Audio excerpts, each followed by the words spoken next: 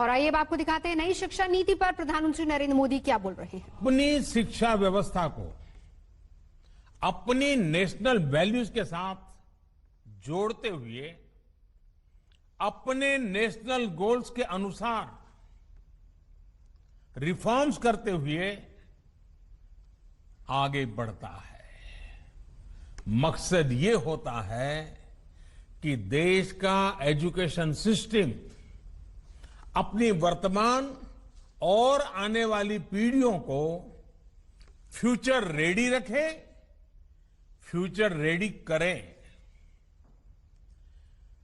भारत की national education policy, राष्ट्रीय शिक्षा नीति का आधार भी यही सोच है। राष्ट्रीय शिक्षा नीति 21वीं सदी के भारत की नए भारत की फाउंडेशन तैयार करने वाली है। 21वीं सदी के भारत को हमारे युवाओं और हमारे युवाओं को जिस तरह की एजुकेशन की जरूरत है, जैसी स्किल्स चाहिए, राष्ट्रीय शिक्षा नीति पर इन बातों पर विशेष फोकस है। भारत को ताकतवर बनाने के लिए,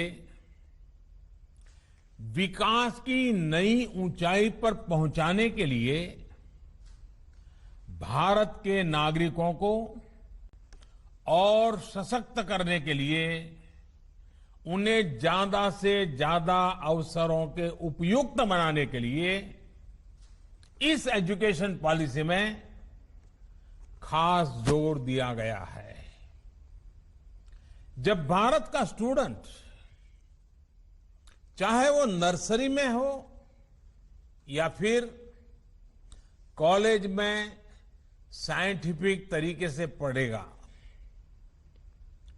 तेजी से बदलते हुए समय और तेजी से बदलती जरूरतों के हिसाब से पढ़ेगा, तो वो नेशन बिल्डिंग में कंस्ट्रक्टिव भूमिका निभा पाएगा।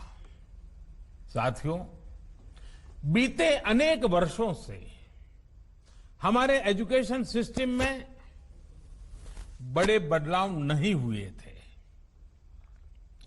परिणाम ये हुआ कि हमारे समाज में क्यूरोसिटी और इमेजिनेशन की वैल्यूज को प्रमोट करने के बजाय भेड़ चाल को ही प्रोत्साहन मिलने लगा था।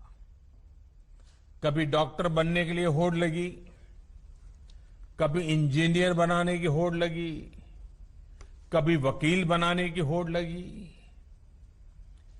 इंटरेस्ट, एबिलिटी और डिमांड की मैपिंग किए बिना होड़ लगाने की प्रवृत्ति से एजुकेशन को बाहर निकालना जरूरी था।